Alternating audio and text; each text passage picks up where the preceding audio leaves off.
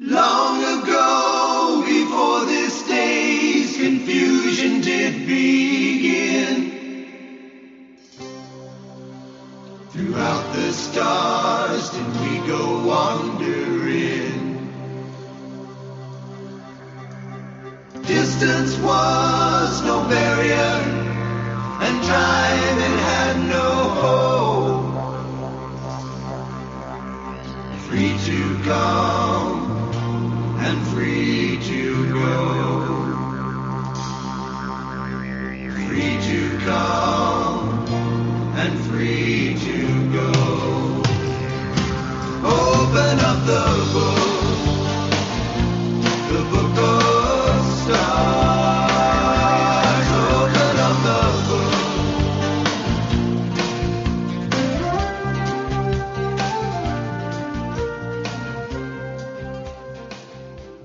Hello, everyone, and welcome to Karmic Evolution's Astrologically Speaking podcast. I'm your host, SHERI HASAN of Karmic Evolution Astrology, and I'm coming to you today on March 9th, 2024 from karmicevolution.com or any of your favorite podcast stations.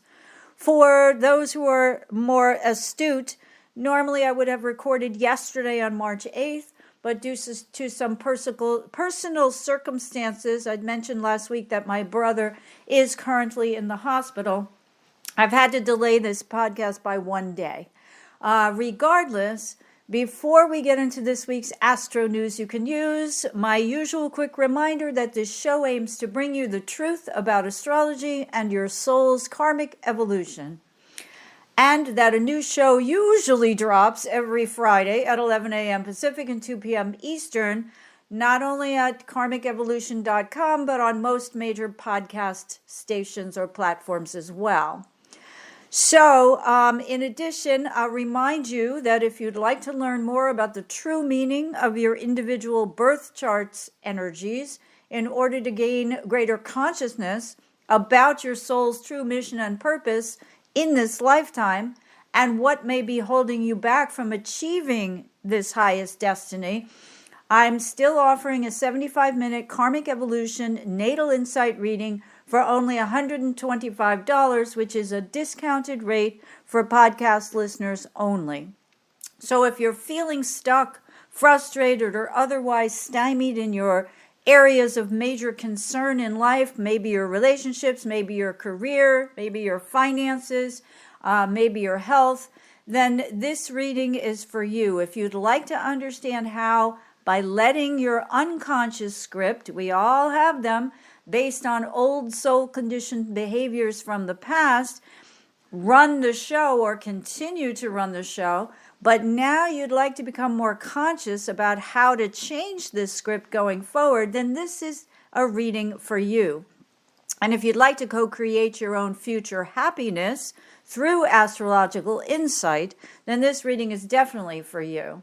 As I like to say, conscious awareness has never been so easy or so affordable when you take advantage of my special discounted offer at karmicevolution.com/karmic125.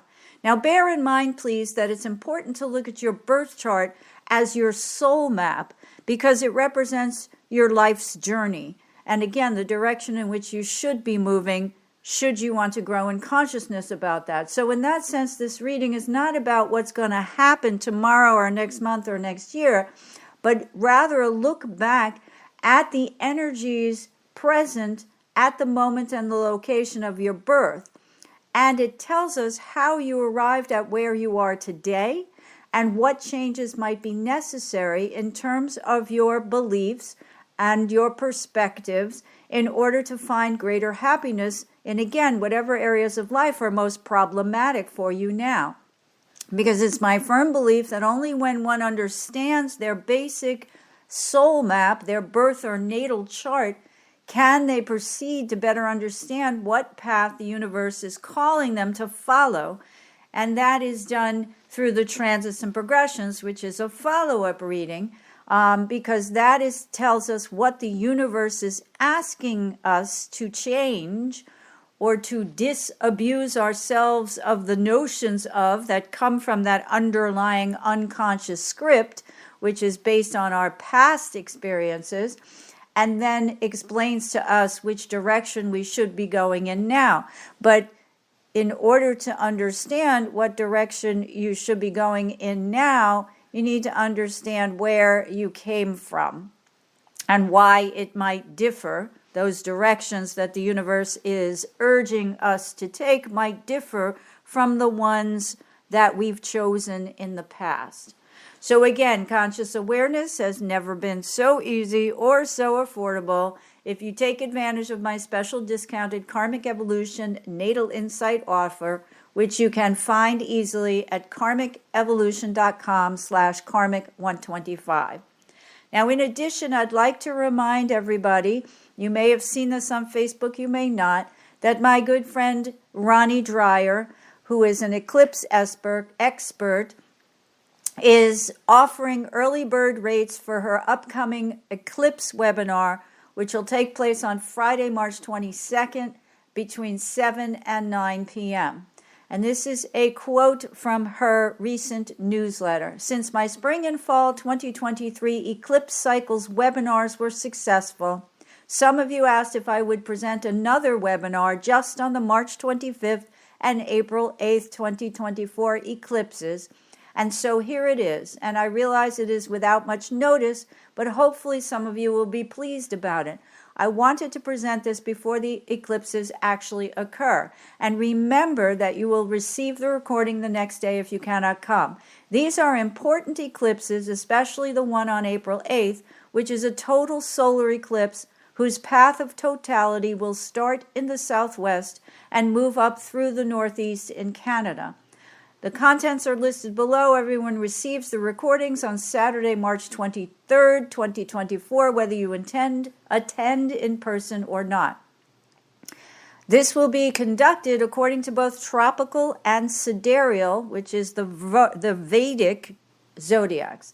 So if you're interested in registering for this event, or presumably to find out more about it, you can go to www.ronniedreyer.com/schedule. Now, Ronnie Dreyer is spelled RONNIEDREYER. So that's ronniedreyer.com/schedule. And the 2-hour webinar, she says, will include time for Q&A. The fee is $40 through midnight on Friday, March 15th. And on the 16th, the fee will increase to $50. So again, ronniedreyer.com/schedule. Now, some of you who listen to this podcast regularly will know that I've already mentioned that the energies of the solar eclipse on April 8th have already begun to manifest their themes. And that's because we have already in the sky hit the 19-degree Aries eclipse degree. The nodes have already hit that degree back around January 20th and 21st, indicating, according to Ronnie Dreyer, that the themes have begun to emerge way before the actual eclipse occurs. So that's something to keep in mind. The March 25th lunar eclipse still has, usually the themes still manifest in the collective about 3 weeks before an eclipse, but because it's at 5 Libra, the nodes will not hit that degree until much later this year, and that will be somewhere around November 20th of 2024. Okay, so the majority of the energies of the March 25th lunar eclipse at 5 Libra will begin in earnest around March 25th or a little bit before and culminate in November. We note that the November 20th date clearly is past the U.S. election on November 5th. And finally, and unfortunately, as I mentioned, my brother's been in the hospital. He's doing very well. I invite anyone who wants to send healing and prayers to him to please do so. I put it out on Facebook and have gotten many wonderful responses from many kind and generous and wonderful people some of whom are healers and light workers, others who just send good energy. He had a hemorrhagic stroke a little over about 2.5 weeks ago, and I won't go into all the details, but he is doing well as of today and is going to be transferred to a rehab today or tomorrow. I just found out prior to turning on the recorder for this podcast. So I am postponing my planned aspects and chart delineation class part 2, which was scheduled to begin tomorrow on March 10th. And it will be rescheduled for a later date, but at this point I do not know exactly when. So I will keep you posted here. All right, so let's get into this week's Astro News you can use, because there is an awful lot of it. But I want to start this podcast by noting that we are today, March 9th, in the waning balsamic phase of the monthly lunar cycle before we get to tomorrow, March 10th's Pisces New Moon, which I will discuss further in a few. First, though, I'd like to go way back to February 9th, when both luminaries conjoined at 20 degrees 41 minutes of Aquarius at 2:59 p.m. Pacific and 5:59 p.m. Eastern Time, which was preceded the day before on February 8th by the exact Aquarius Sun square to Uranus in Taurus. And here's what I noted on my February 9th podcast. We may see some sudden changes, though given that the nature of Uranian Aquarian energy is always unpredictable, it's hard to say which way this energy will swing. It's a common cliche in the astrological world that if we expect something to happen during a Uranian transit, it won't. And that's because Uranus is always about expect the unexpected energy, which usually means, and I had said this back then, forget about it in terms of prediction. Sometimes, though, some of us who are highly intuitive do get it right, but it is rare. Again, it's kind of a joke in the astrological community that no matter what you think of might happen at such an aspect like the Sun square Uranus, it won't happen, but something else surprising will. So that February 8th Sun-Uranus square, though it perfected just before the February 9th Aquarius New Moon, still influenced the monthly theme. As the Aquarius archetype represents groups and fixed ideologies, while Taurus is about who and what we ultimately value in terms of our partnerships or relationships. So any shocks and surprises that resulted in a change in ideological values around those with whom we choose to partner was represented by the tension between these two planets, the Sun square Uranus, and thus set the tone for this past month's lunar cycle. Now again, February 8th, the exact day or the day of the exact Sun-Uranus square, was the day when the Supreme Court heard arguments in the case to decide whether or not Donald Trump can remain on the Colorado state's presidential ballot there. And as we've gone through this monthly lunar cycle beginning February 9th, and we are now at the end of the cycle until a new one begins again tomorrow on March 10th, let's look at whether people's values and their perspectives have changed, and if so, how. You know, as I'm saying this, I'm just relating it personally, and I'm like, oh my God, that, you know, given what happened with my brother, which actually culminated right before the Virgo full moon on, he went into the hospital February 21st, and that full moon was on February 24th.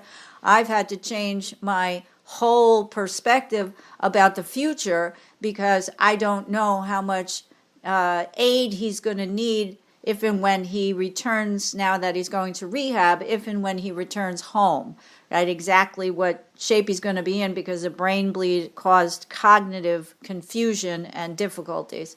So that's just one way I can relate to it on a personal level. Some of you may be able to figure out in your own lives, although of course you know I use the collective to demonstrate the more prevalent themes through the news so that we can then boil them down. And for those of you who know your own charts, you can see where that square of the sun to Uranus and these other upcoming astrological aspects in the sky will occur in your chart, and maybe do some thinking about what has changed your mindset in terms of your philosophy.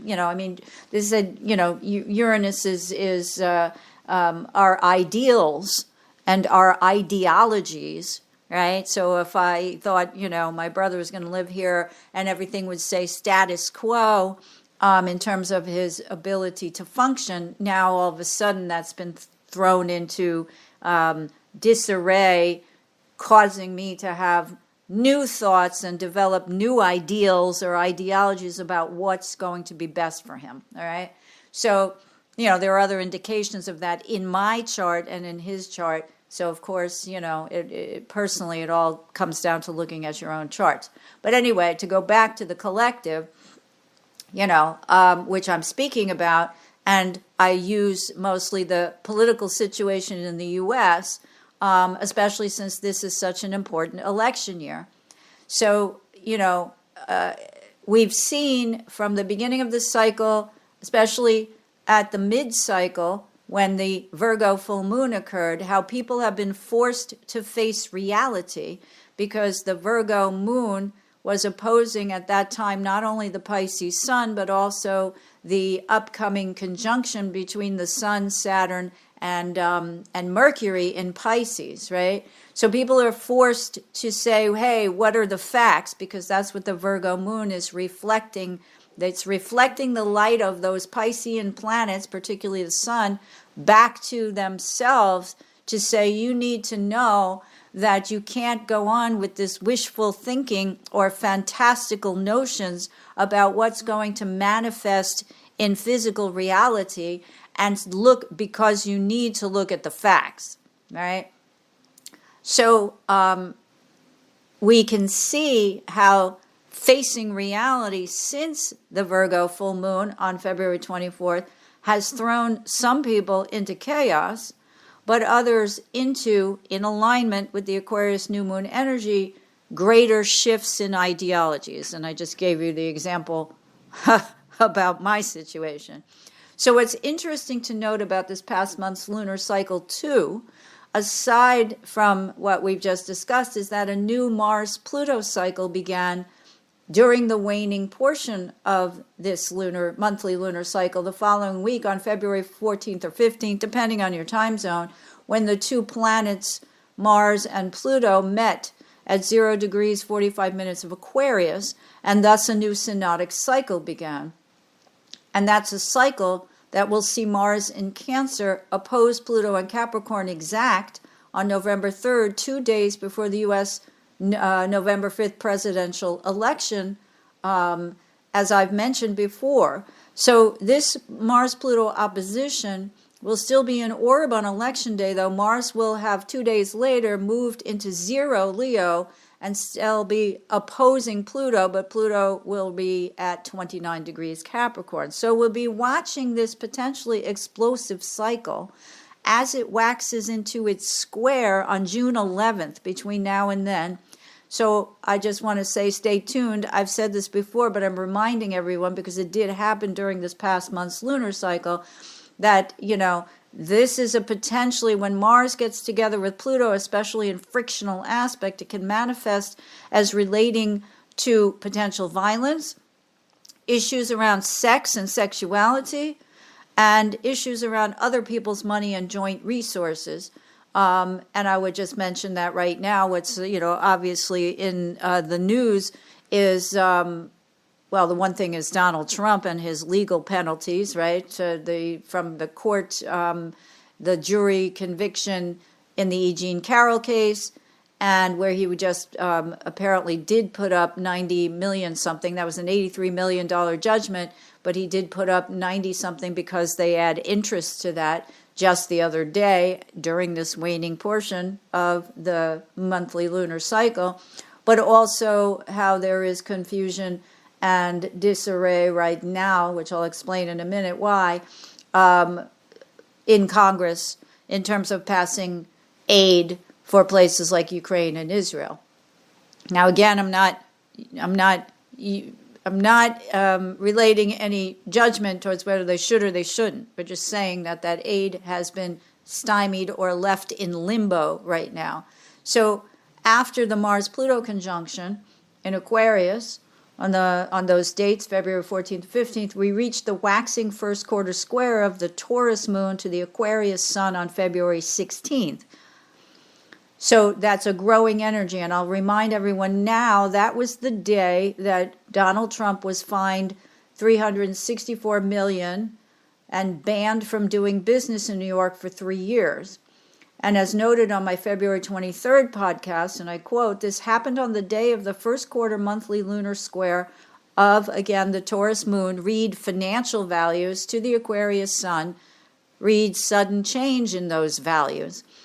And now, of course, that judgment went up to $464 million because the interest apparently accrues every single day and accrues quickly.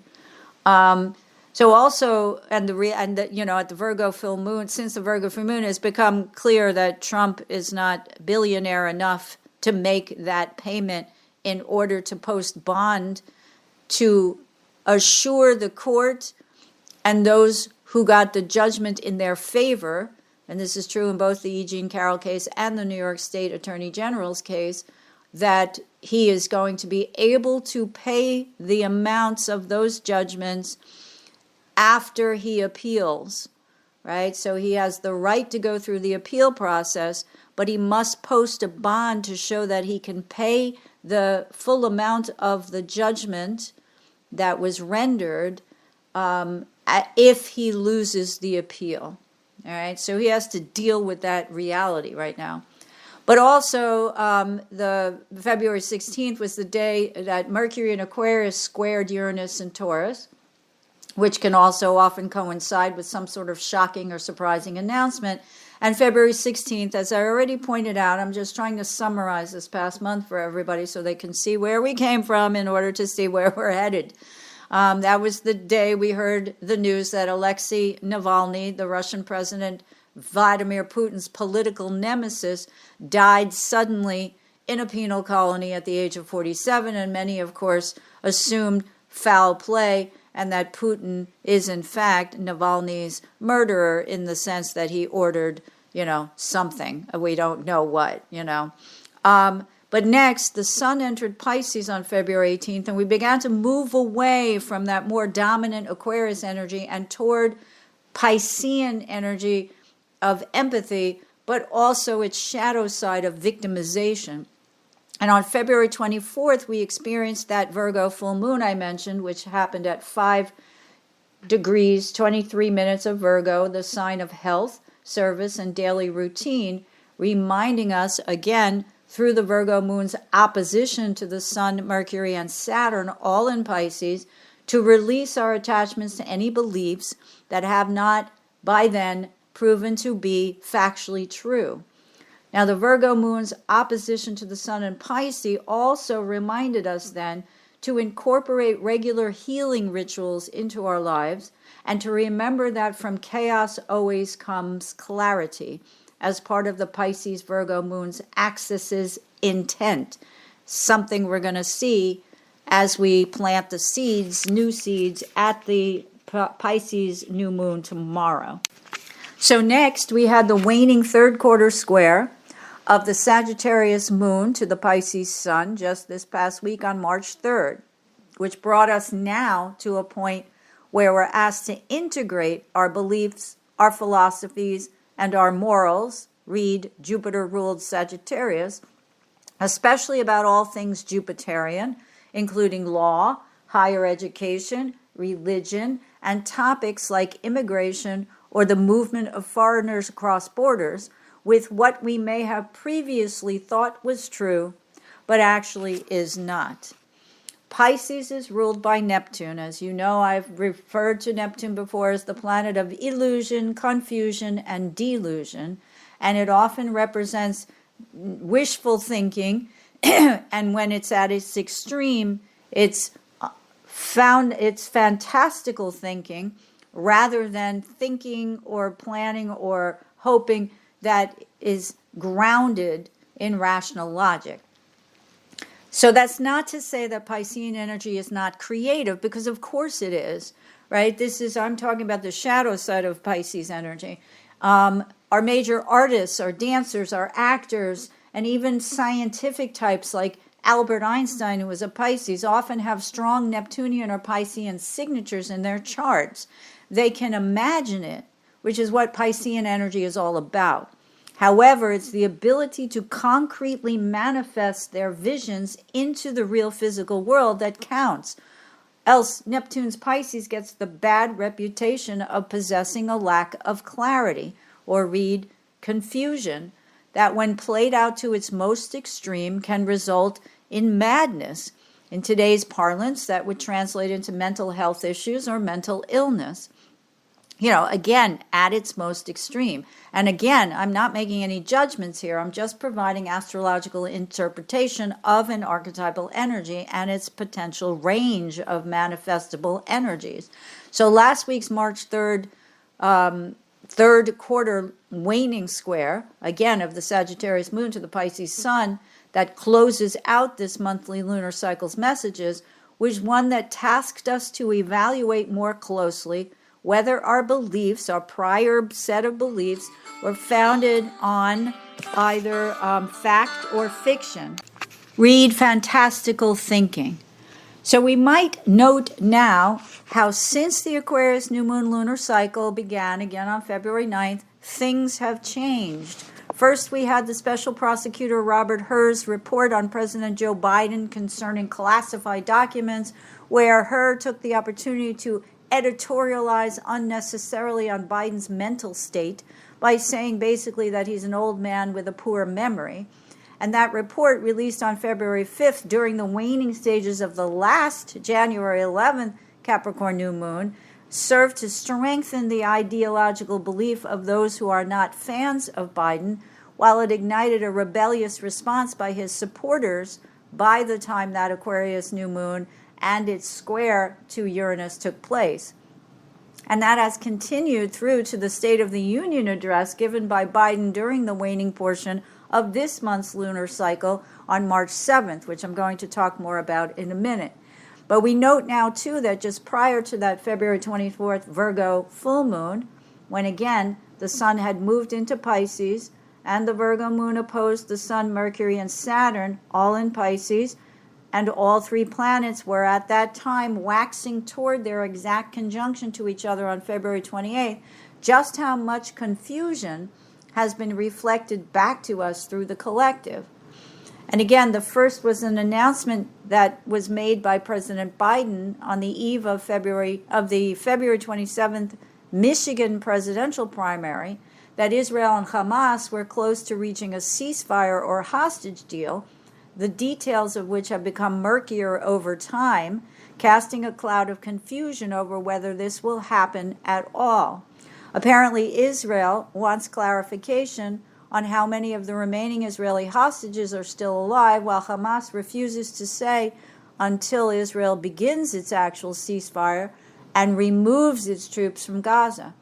And then there's the issue of releasing Palestinian prisoners from Israeli jails and more. So according to the Washington Post on March 7th, and I quote, Hamas said in a statement Thursday that its delegation has left ceasefire negotiations in Cairo to consult with the leadership of the movement on issues including aid and the return of displaced people. Egyptian state media reported that talks would resume next week, and I'm saying so presumably after tomorrow's Pisces new moon. And the article continues, pressure is growing on parties to reach a ceasefire deal as the Islamic holy month of Ramadan approaches early this coming week. State Department spokesman Matthew Miller told reporters Wednesday that he was still optimistic a deal could be reached.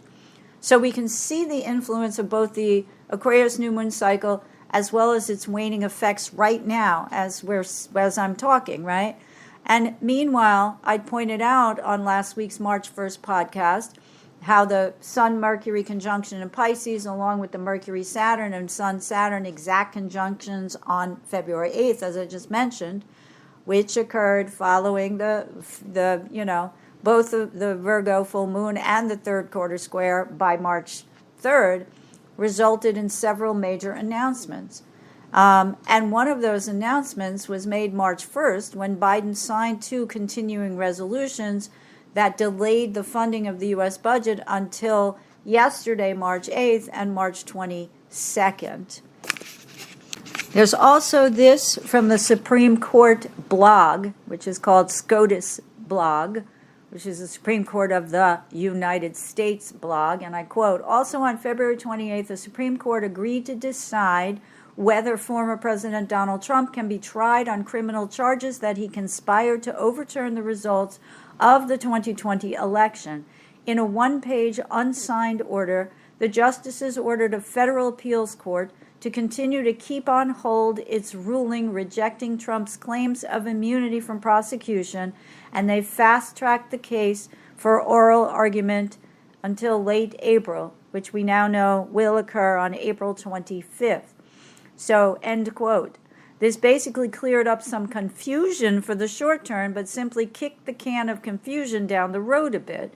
And I'd note that this, air quotes, budget held hostage is mostly the doing of the small group of right-wing ideological Republicans. Now I'm going back to the budget continuing resolutions, who think it's the right thing to do, though most rational folks seem to agree that delaying passing a budget to fund the U.S. government 5 months past its normal passage time in September of 2023 is a little bit more, it's more than a little bit absurd, and essentially is a useless tactic, especially for those involved who are holding up the budget for those seeking re-election in November.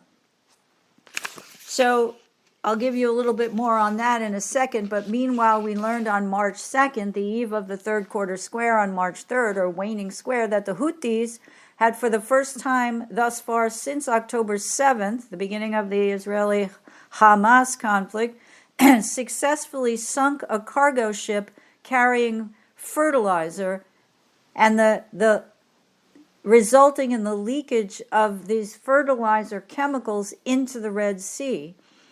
And of course, this is going to cause some measure of pollution and effectively, literally muddy the waters, which seems to be a good metaphor for the current collective and personal energies right now. So let's remember now that this is part of the Saturn in Pisces energy also, in my opinion, because it's the sinking of something heavy, and Saturn in traditional astrology represents heavy metals like lead, into the ocean. Read Neptune's watery depths. And on March 4th, as we entered the final phase of the monthly lunar cycle, the Supreme Court, in fact, announced its resolution to the Colorado ballot case, which we saw was taken up right before the Aquarius New Moon, right? And this is as per the Boston Globe. And here's a quote. The Supreme Court on Monday restored Donald Trump to 2024 presidential primary ballots, rejecting state attempts to hold the Republican former president accountable for the Capitol riot. The justices ruled a day before the Super Tuesday primaries that states without action from Congress first cannot invoke a post-Civil War constitutional provision to keep presidential candidates from appearing on ballots, end quote. So let's remember now, too, that the Supreme Court, again, agreed to take this case up during the waning portion of the Capricorn New Moon monthly lunar cycle, and it's culminated now during the period of this month's waning lunar cycle. So we're faced, as we know, is part of this Aquarius New Moon's lunar cycle with another reality, which is that Trump won't be thrown off the ballot in any state now. And then March 6th, following Super Tuesday on March 5th, Nikki Haley, GOP primary nominee, ended her campaign for president, which she did on March 6th, as she was forced to face the reality that her dream of becoming the first female president of the United States is now dashed. However, given the nature of the growing Piscean energy in the sky right now, which by March 6th had Saturn, the Sun, Mercury, and Neptune all in Pisces, The group No Labels met to determine if they'll proceed with a third-party candidate or not, and whether it could possibly be Nikki Haley. Most political pundits seem to agree it will not be Haley if it's anyone at all, and that efforts should go rather to moving Haley's former supporters into the Biden camp. So there is some measure of confusion now about how many of those who support not third-party candidates, but who previously supported Haley as a potential GOP nominee for president will actually go to Biden, or will revert to Trump, or will not vote at all, which is sort of tantamount to voting uncommitted, or will vote for third-party candidates. That is currently up in the air, and we are all left a bit confused about it right now. There was also this headline from the Punchbowl News on March 6th. Johnson and House Republicans face reality about the upcoming budget deadline on March 8th. Now, as of today, March 9th, the House and the Senate have both passed the budget bills, and they are negotiating now, or supposedly are, a second package of 6 bills, which include defense, in an effort to have all federal agencies fully funded before a March 22nd deadline. So that was supposedly, though I did not check the news today, signed into law by the portion of the budget that is now funded, that it was signed into law by President Biden by noon today, March 9th.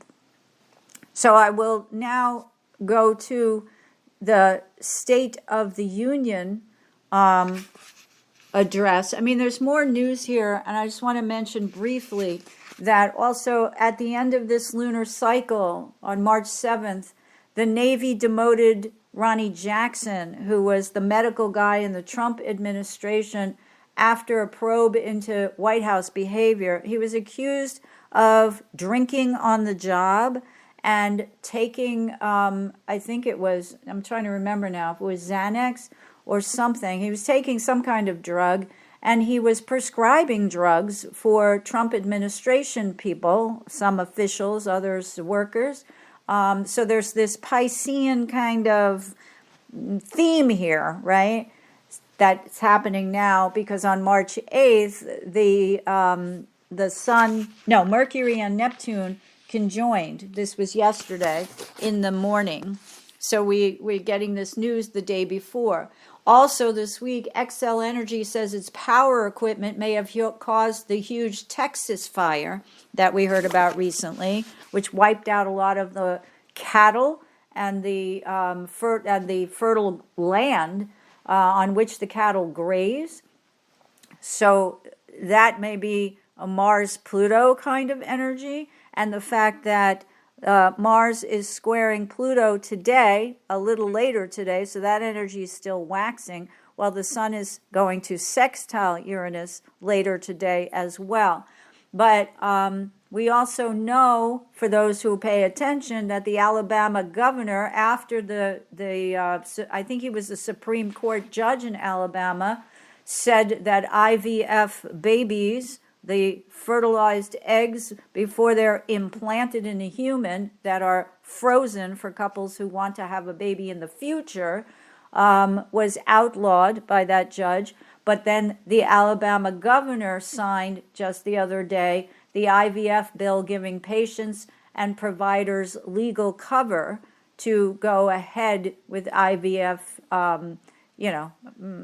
continued IVF procedures, I guess, without, being sued in any way. And then on March 7th, a cyber attack paralyzed the largest healthcare payment system in the United States that's threatened hospitals and clinics across the country. There was also, hang on a second, let me find it, a piece out of the Week newsletter titled, "Is America Running Out of Electrical Power?" And this again, the Mars-Pluto occurred in Aquarius.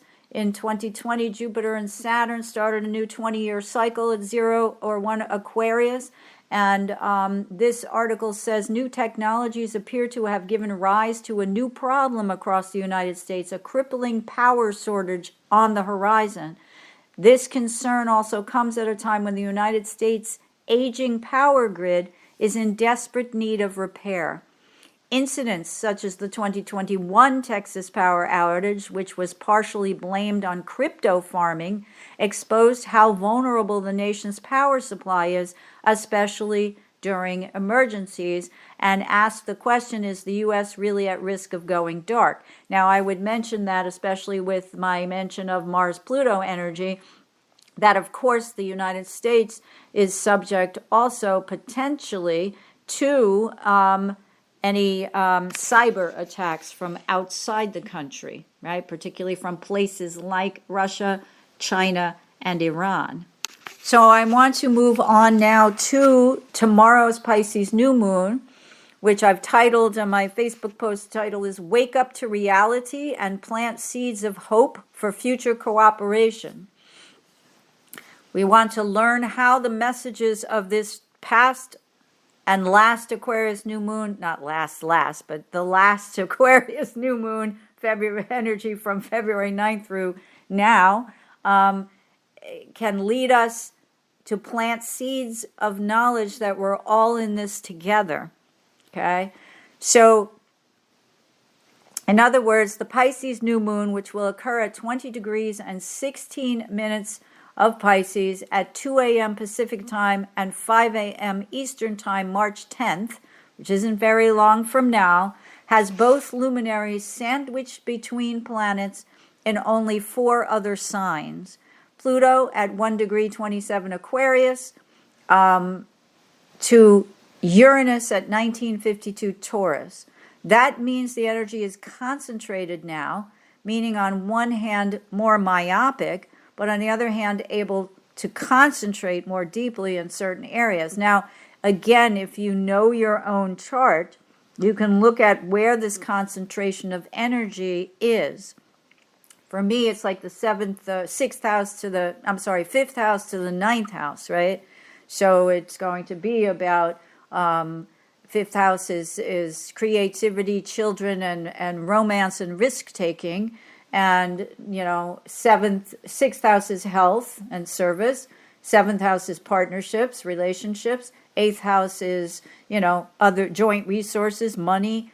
And the ninth house is, enlightenment, really, but also all the other things I've mentioned that are Jupiterian: law, higher education, immigration, religion. So I'm dealing with issues around my brother and his health. And my brother is developmentally disabled from birth, so he's kind of like a fifth house child. And, I've got to concentrate on what is going to be best for his health, sixth house, and how that will change our relationship and what kind of monies might be involved once he comes home, if he needs a personal aid, etc. And how that might, bring me into a new kind of consciousness over time. So again, just a quick little microcosm of one person's interpretation of this. So, so as we're coming out of last month's learning that not all dreams are capable of becoming reality, and that when we're in a time of confusion, right, that the Pisces new moon waxing phase at least is going to remind us that from chaos comes clarity. So again, because the moon, sun, Saturn, Neptune, and Hygeia, the goddess asteroid of health, and here I think we can relate it to what's going on in Gaza, in addition to other places around the world that we know of where health is a very important topic, the health of the people there. Things have been murky, right, for a while, for the last 2 weeks or so. But as we emerge from the Aquarius new moon square Uranus in Taurus cycle, right, which will be fully over by tomorrow morning early, which represented sudden shifts in our ideological values, particularly as they relate to our partnerships, again, will soon be called to better express empathy for others.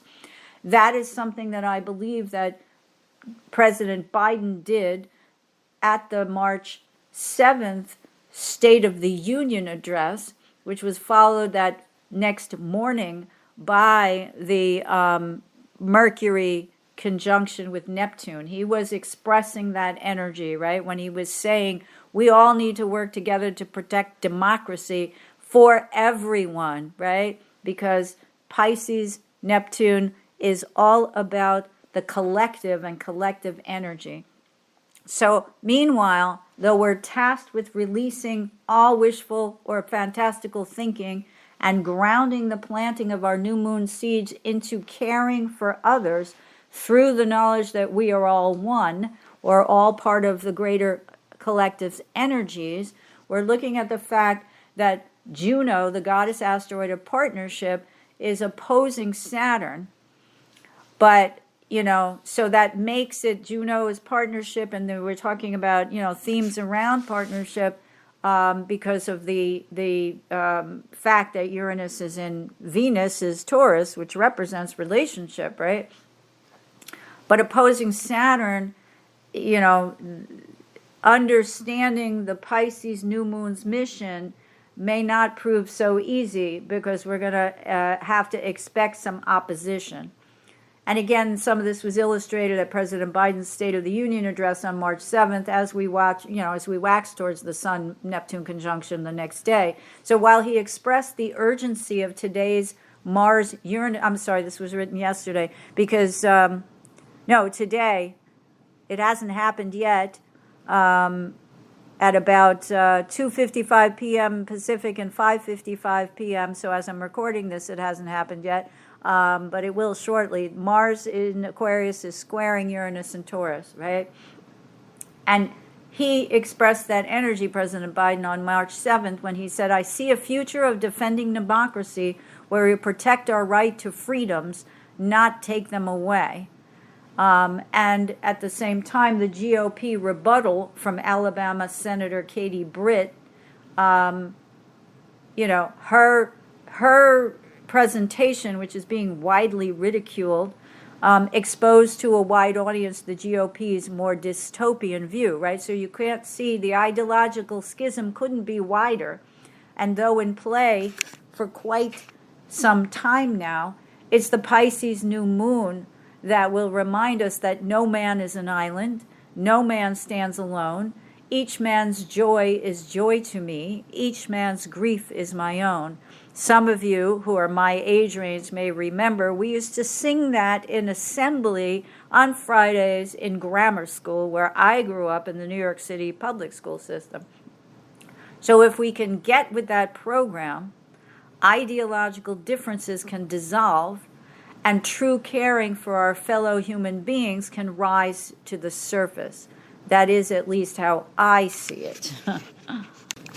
We have also at this new moon, and I talked about this previously, in terms of the mean node, which is the average, not the true node, there was a conjunction with Chiron and the true node several weeks ago, but now they are conjoining this week, or this past week, they have conjoined, that, there's healing to be done, right? There's a healing in addition to the luminaries being in Pisces, which is a spiritual kind of healing, right? Through the recognition that we are all one as human beings. That's not in the progressive humanitarian kind of energy that's represented by Uranus's Aquarius, but rather the fact that we're all brothers and sisters under the skin in a Piscean, Neptunian Piscean way. But we also have forming at this Pisces new moon a grand trine in Earth between that same Juno, which is opposing Saturn, but there's a grand trine in Earth from Juno in Virgo to Ceres, the goddess of what I call sustenance, including both food, literal food, and faith, and Jupiter, which also has an awful lot to do with faith. So Ceres is in Capricorn and Jupiter in Taurus. And they're all within a degree or two of each other, forming a grand trine. So there is some, I didn't mention simply because I run out of time. Every week I run out of time because there's so many news stories to use as examples that as I get closer to recording time, it's like, oh no, this happened a week ago. Does anyone remember that? Or I have to talk about what happened yesterday. But in any case, the Biden administration has announced that it's going to build a floating dock off of the coast of Gaza through which it will be able to deliver the necessary aid in the amounts that are needed to the Gazan civilians, and that many other nations have also signed on. So that is another kind of thing as we approach the whole Mercury-Neptune on the 8th, right on the end of the last lunar monthly cycle and the beginning of the new one, which happens to be in Pisces, a continuation of that Piscean theme. And what else? It contains a bridge over water, right? So again, of course, the United States has said we're not putting any boots on the ground. Some have criticized this because it's going to take 30 to 60 days, they say, to actually accomplish the building of these bridges, which will go from ships, U.S. ships, and now I believe some other nations' vessels as well, to the shore to help deliver, again, greater amounts of food and medicine and other kinds of aids from the Gazans. Now, we know that Hygeia is involved. As I said, I use the goddess asteroids because to me there are nuances. So we have Saturn at 11 Pisces, the new moon tomorrow at 2016 of Pisces. We have Hygeia at 2231 and we have Neptune at 2705. Okay, so that's discounting Saturn. All right, if you want to say the orb is too wide from 11 to 20. Then we have a stellium of the Pisces moon, sun, Hygeia, and Neptune. All right. And in the location of Washington, D.C., which is the capital of the United States, they are in the second house, which is ruled naturally by Venus's Taurus, which has to do with value and money. All right. So the United States will be working, because this is known as a house where you get paid for whatever work you do, and the house of resources. The United States will be providing, again, by building something over water, which is, again, a Saturn and Pisces kind of positive interpretation, right? But that there are still Juno partners who are objecting because they say it's going to take too long. They say it's not, it's too late. Gazan babies and children and others are dying of malnutrition. And, we look at that grand trine, which includes Ceres, which has to do with, like I said, literal sustenance through food, that this partnership may, over the course of this next month, prove to be, because it's in earth, the earth element and earth signs, to actually be successful in providing those resources to people. So my personal opinion is that while it may not be implemented in time to save everyone, and trust me, my Cancer moon cries or weeps because I can't even imagine what will happen between now and the time this is implemented and actually begins to come to fruition in terms of providing the actual aid that's necessary. The few who will lose their lives between now and the next week or two or three, that will stabilize. More than that, I cannot say because I just don't know. But we also note that Mars is trining the south node and sextiling the north node. It's already passed its sextile to the north node, and it's trine to the south node and to Chiron. But it's also waxing towards a sextile to Eris, which is the goddess of chaos and discord. So that may indicate some stabilization of the situation, again, with the hyper focus on the areas that the Pisces new moon will encompass, again in this chart, which is set for Washington, but again in your chart wherever that is set. So we hope for some stabilization. I certainly do in my own personal situation, and I pray for that for everyone, for whatever you may be going through at this particular point in time. And I'll note before I sign off that on March 14th, the Sun conjoins exact with Hygeia in Pisces, so that we may see, again, within this next week or so, some kind of tangible action that has to do with something like this floating dock that they're going to create, and potentially, possibly, something that deals with healthcare, maybe during the negotiations that will continue for the rest of the funding for the U.S. government, which has its deadline now on March 22nd. So thank you, everyone, for joining me today. I hope you found the information presented here helpful as you continue your karmic evolution in this lifetime. Please be sure to join me again next week on March 15th for another episode of Karmic Evolution's Astrologically Speaking podcast. Until then, may your journey be filled with karmic healing and the joy of greater consciousness. Namaste. Long ago, before this day's confusion did begin, throughout the stars did we go wandering.